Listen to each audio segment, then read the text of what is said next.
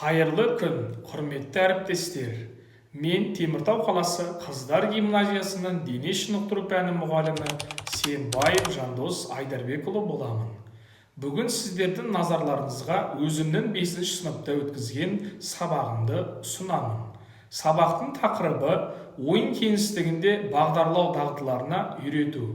Бұл сабақ 4-ші 97-ші бөлім ойын кезіндегі басып кіру дағдыларын түсіну және үйрету атты бөлімнен өтілді. Осы сабақта жүзеге асырылатын оқыту мақсаттары қимыл қозғалыс комбинацияларын және олардың кейбір жаттығулардағы реттілігін білу және орындау.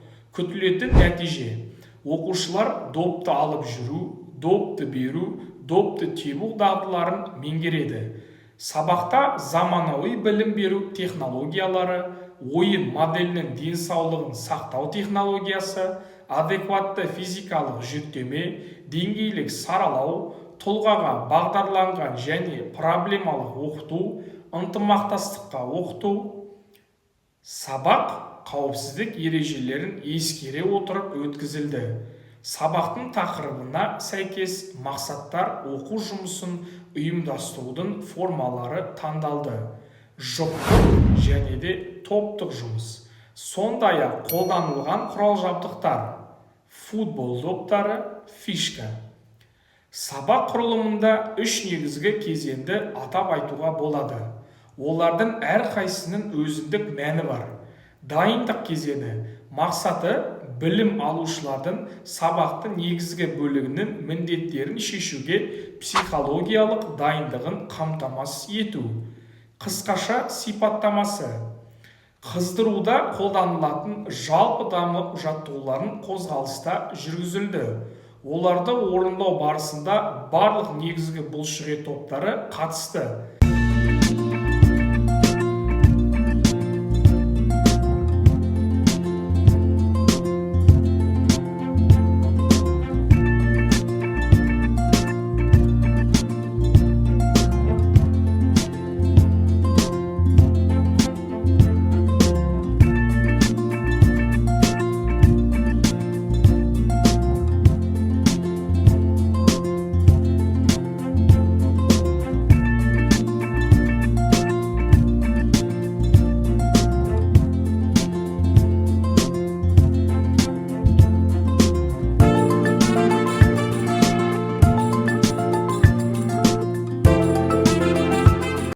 Әрі қарай білім алушылар координациялық қабілеттерін дамытуға ықпал ететін фишкамен жұмыс істеді. Сабақтың негізгі бөлігіне өту кезінде тыныс алу жаттығулары қолданылды. Олар тыныс алуды қалпына келтіруге ықпал етті және сонымен бірге маңызды сауықтыру міндетін тыныс алу бұлшықеттерін дамытуды шешті.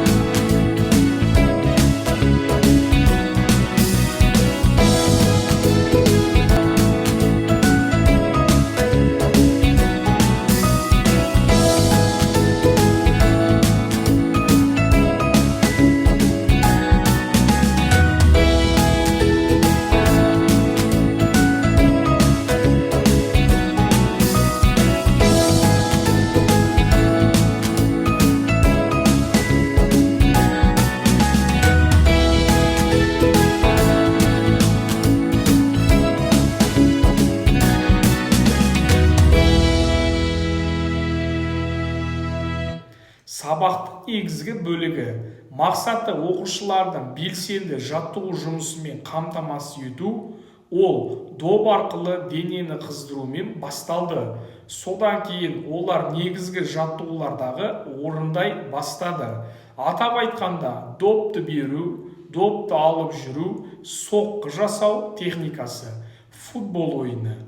Барлық жаттығулар білім алушылардың оқу-танымдық іс-әрекетін мақсатты қабылдауын ынталандыру, негізгі білім мен дағдыларын өзектендіру мақсатында жоғарғы және төменгі допты бағыттау техникасын тұрғыдан дұрыс орындауды пысықтау мақсатында өткізілді.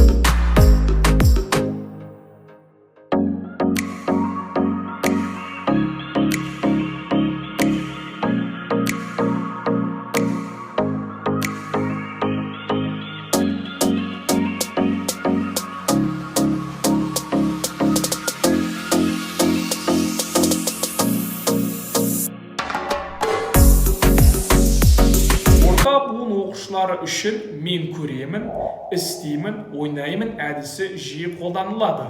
Ойын формасы осы жастағы оқушылар үшін үлкен маңызға ие. Әрбір білім алушы жетістікке жету жағдайы жасалды. Бұл сонымен қатар мотивацияны арттыруға және оқуға танымды қызығушылықты сақтауға ықпал етті. Сабақ барысында жаттығу алаңының пән мұғалімі ретінде ұтымды пайдаландым.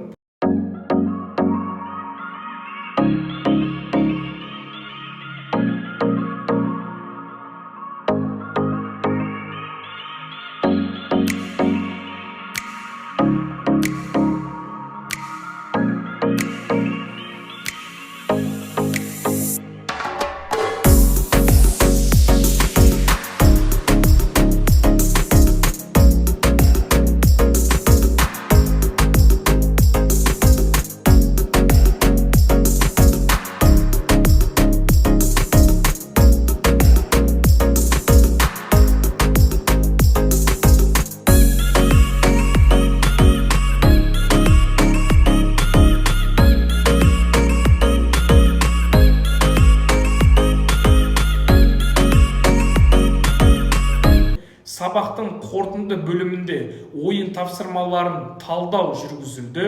Үздік техникалық, тактикалық дағдыларды көрсеткен білім алушыларды атап өтілді және олардың жіберген қателіктері талқыланды, рефлексия жүргізілді. Сабақта оқушылардың белсенділігі өте жоғарғы деңгейде болды деп санаймын. Бұл менің ойымша сабақтың құрылымы, оның мазмұны, оқыту әдістері мен тәсілдері сабақтың осы түріне және оқушылардың жас санатына сәйкес келетіндігіне байланысты. Тапсырмалар мазмұны мен оқу материалдарын ұсынудың тартымдылығы мен есебінен оқушылардың сабақта қойылған мақсаттарға жету мүмкіндіктері еселенді. Қорытындылай келе, 5-ші сынып оқушылары үшін допты игеру және футболды үйрену қаншалықты қиын болып көрінсе, соншалықты бала денсаулығы үшін өте пайдалы және қызықты деп айтар едім. Назар салып тыңдағандарыңызға рахмет.